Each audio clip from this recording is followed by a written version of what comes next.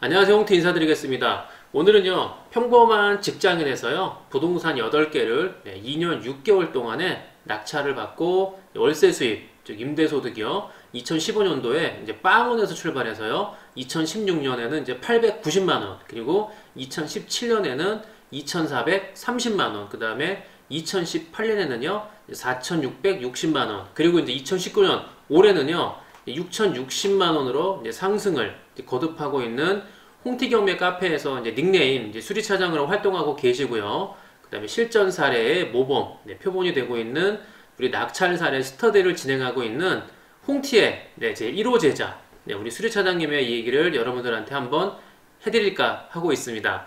우리 수리차장님은요, 그냥 건설회사에서 23년 동안 이제 근무하고 계시고요. 현재 그냥 여러분들하고 비슷한 평범한 그냥 셀러리맨이라고 보시면 됩니다. 자, 이제 사진 올라가죠. 여기 사진을 보시면요, 이게 뭔가 하시겠지만, 사진 왼쪽이 우리 수리 차장님이시고요, 오른쪽이 엄마, 그리고 아래는 우리 차장님의 두 아들입니다. 그런데 왼쪽 위에 그 차장님만 눈을 감고 있잖아요. 우리 막내 아들이 이제 그림을 그렸던 한 4년 전인데요.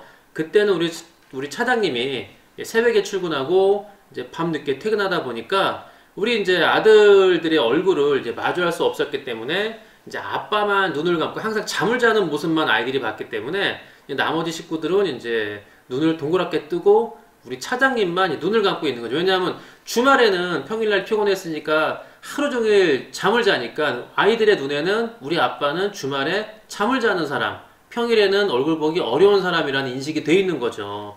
물론 모든 직장인들이 바쁘고 뭐 당연히 힘들죠. 뭐 세상에 쉬운 일이 어디 있겠습니까? 뭐 그래도 퇴근 후에 저는 그 차장님을 볼 때 그 술자리를 조금만 줄이고요. 조금만 한 일주일에 며칠만이라도 일찍 들어간다면 아마 우리 아이들의 얼굴을 보고 얘기를 나눌 수 있는 시간을 만들 수 있지 않을까라고 생각을 합니다.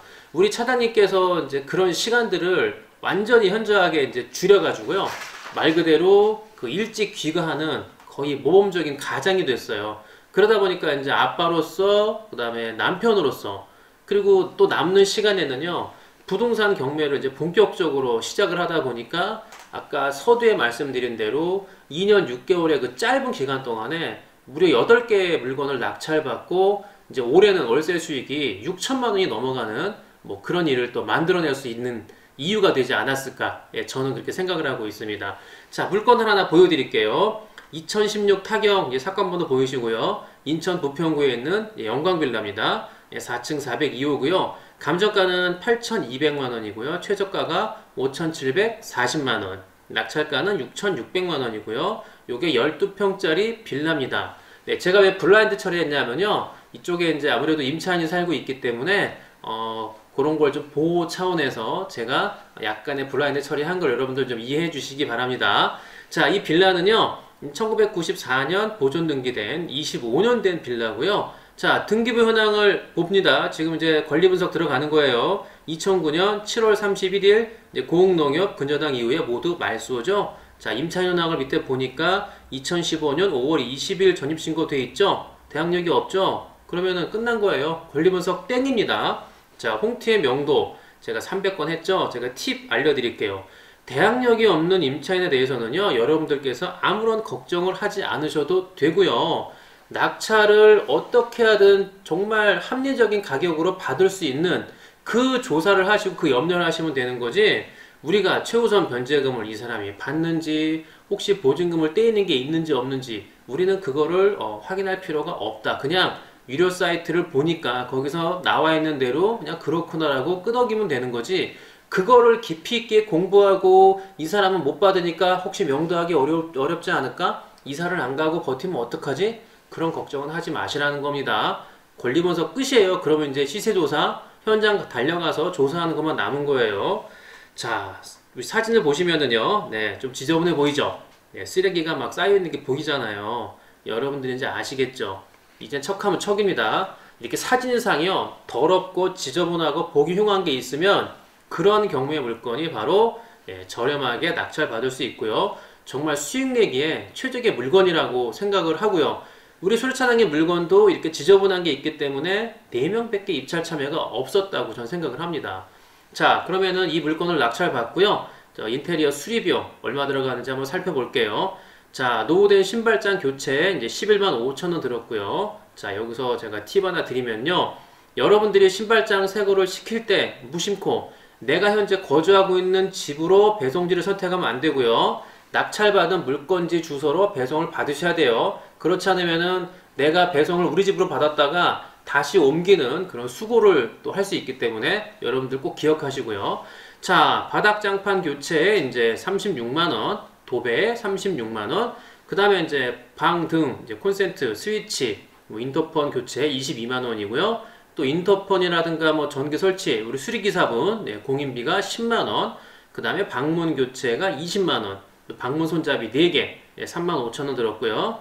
자, 베란다 창문 깨진 거, 요 교체 10만원, 이것도요, 일반 가게 물어보니까 30만원 달라고 했는데, 찾고 찾다 보니까 10만원에 해주는 집도 찾을 수 있었습니다. 여러분들께서 인테리어를요, 한 집에만 맡기지 마시고, 한 서너 곳 정도 알아보시면은 그 중에 가장 저렴한 집이 있을 거예요. 그 집에 맡기시는 게 좋습니다.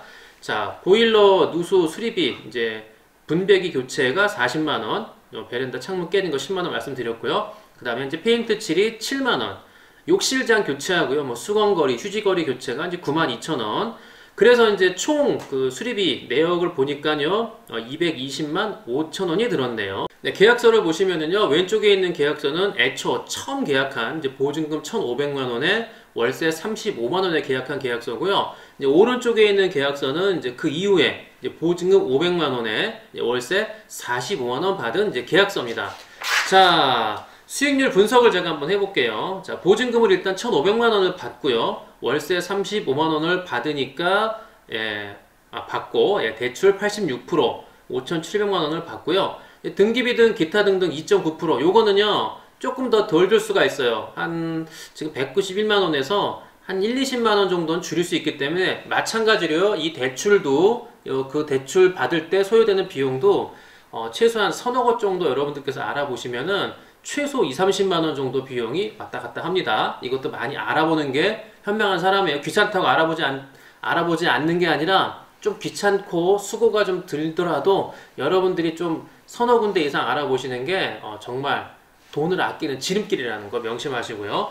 그래서 인테리어 수리비 등등해서 이제 270만원이 들었고요. 임대료 35만원을 받고 이제 대출 이자를 3.4% 이율로 받으니까 매월 16만 2,996원씩 이자가 나가고요. 그래서 총 한 달 순수익은요 18만 7,004원입니다. 보증금을 1,500만원 받았기 때문에 사실 이건 총 투자비가 거의 마이너스예요. 그러니까 계산할 수가 없는 뭐 그야말로 무피 투자가 되는 셈이죠. 자, 그럼 이번에 이제 두 번째 보증금 500만원을 받고 이제 월세를 45만원을 받으니까 한 달에 대출이자 이제 16만 2,996원 그대로 내고요. 그런데 이제 아무래도 월세가 10만원 더 늘어나니까 한 달 순수익이 28만 7,004원이 발생하게 되는 거죠. 자, 제일 중요한 거는 바로 지금부터 밑에 연수익률 보이시죠? 여기서 대출 미적용 수익률 이게 8.23% 나오거든요. 가장 중요한 체크 포인트가 이겁니다. 몽땅 내 돈이 다 들어갈 때, 내 돈이 다 들어가는 대출 없이 그 수익률이 최소한 6% 이상은 나와야 이게 투자 가치가 있다고 보는 거고요. 6% 미만이 되는 거는 이제 서울에 있는 물건, 그거는 뭐 투자금은 높아도 벌어들이는 수익이 적으니까 제가 서울 물건을 권하지 않는 이유가 여기 있는 거고요. 그래서 인천, 경기도로 눈을 돌리라 하고 제가 말씀드리는 목적이 여기 있는 겁니다. 자, 대출 적용 수익률 한번 보면은요, 이제 보여드린 두 개 중에 그 마이너스 수익률 나오는 게 있잖아요. 무피 투자. 근데 이제 요거는 한 달 수입이 18만원. 그런데 이제 투자 비용이, 이제 투자금이 한 860만원 정도 들어갔어도 요거는 한 달 수입, 순수익이 29만원이 넘으니까 저는 한 달 수익이 18만원보다는 29만원을 받는 쪽을 권해드립니다. 왜냐하면요, 내 손에 들어오는 돈이 많은 게 더 좋은 거라고 여러분들 꼭 아셔야 된다는 거. 자, 오늘 영상에서 제가 설명드린 빌라 사례는요, 2017년 1월 달에 낙찰받은 거예요. 그래서 뭐 사실 2019년 오늘 5월 28일 하루가 넘어갔으니까 29일이 되겠네요. 지금 시점에서는 이제 대출 여부가 가장 관건인데 조금 어려울 수 있죠. 이런 사례가 그대로 나온다는 건 뭐 결국에는 대출 때문에 그런 건데요. 그리고 다주택 분들 같은 경우는 아무래도 이제 대출이 더 어려운 게 사실이고 현실입니다. 은행들도 뭐 대출을 해주고 싶어도 뭐 정책이고 방침이니까 어쩔 수 없잖아요. 그런데요, 여러분들이 이걸 아셔야 돼요. 제가 20년 정도 이제 경매 시장에서 이렇게 있다 보니까 이제 경매 울타리 속에서 제가 있으면서 이런저런 경험을 다 해보다 보니까 이 대출 정책이라는 거는요, 그 시시각각 변하고요, 그리고 바뀌어지는 게 사실이에요. 그게 현실이고요. 그래서 여러분들이 지금 같은 이 대출이 안 나오는 정책이 계속될까? 천만의 말씀입니다. 저는 머지않아 대출 정책이 바뀔 거라고 좀 분명히 예상을 하고 있고요. 지금까지 그래 왔으니까 뭐 올해라고 별다를 게 있겠습니까? 약간의 시기적으로 차이가 있겠죠. 좀 늦어질 수 있고 좀 빨리 올 수 있다는 것 뿐이지 대출이 뭐 어려워지는 게 계속되리라는 거는 아니라는 거니까 여러분들, 뭐 저는 대출이 안 나온다고 낙심하지 마시고 이럴 때일수록 준비하고요. 아니, 막상 어떤 기회가 딱 올 때 여러분들이 기회를 잡으시려면 지금부터 뭘 해야 되겠습니까? 준비해야죠. 밥그릇 준비해야죠. 그때 가서 막 밥그릇 찾고 뭐 진짜 이 종이컵 갖고 가실 거예요? 종이컵? 이거는 그냥 물 계속 담아두면은 이건 어떻게 되겠습니까? 그냥 스스로 무너져 버리잖아요. 여러분들이 깨지지 않고요, 그냥 물이 오랫동안 담아 있어도 끄떡없는 양은 그릇, 놋그릇 준비하셔야죠. 그런 것을 준비를 지금부터 하면서 닦아내고 받을 준비를 하고 있으시라는 거죠. 네, 현명한 분들이 되시기를 홍티가 응원드리도록 하겠습니다. 네, 오늘 영상에서 소개해드린 그 무피 투자 수익률 또는 40% 경매 물건이 지금도 있겠냐? 있습니다. 지금도 충분히 있고요. 저는 13,000개가 넘는 경매 물건 중에요, 뭐 정말 필요 없는 수익이 없는 물건도 있고요. 뭐 지분 경매, 법정기사건, 기타 등등 해갖고 정말 우리가 하지 못하는 물건들도 있겠죠. 그러나 그거 말고 정말 다수의 물건들은요, 저는 충분히 지금도 수익이 날 수 있고 괜찮은 물건들이 좀 존재한다고 보기 때문에 여러분들 찾는 자에게 정말 길이 열리고요, 정말 두드리는 자한테 문이 열린다고 저는 계속 믿고 있거든요. 우리가 경매 물건 제가 하루에 1시간씩 꼬박꼬박 검색하라는 이유가 여기 있는 거죠. 여러분들이 물건을 찾지 않고 뭐 저희 홍태경매 카페에서 혹시 추천 물건도 좋은 거 없나? 아니죠. 추천 물건을 남들이 올려놓은 거를 내가 보는 것보다는 나 스스로 물건을 찾아서 그 물건이 어떤가 조사를 해볼 때, 조사해서 아니면 어떻게 해요? 아니면은 그 물건은 버리면 되는데, 여러분 버린다고 시간을 낭비한 게 아니에요. 왜? 이미 이쪽 물건이 지역이 안 좋다는 것을 우린 조사해서 알아냈잖아요. 그러니까 얼마나 시간 절약되지 않을까요? 또다시 이쪽 지역에 내가 조사한 아닌 지역의 물건이 나왔을 때는 한번 걸러낼 수 있는, 제가 볼 땐 자생력이 생겼다고 좀 볼 수 있거든요.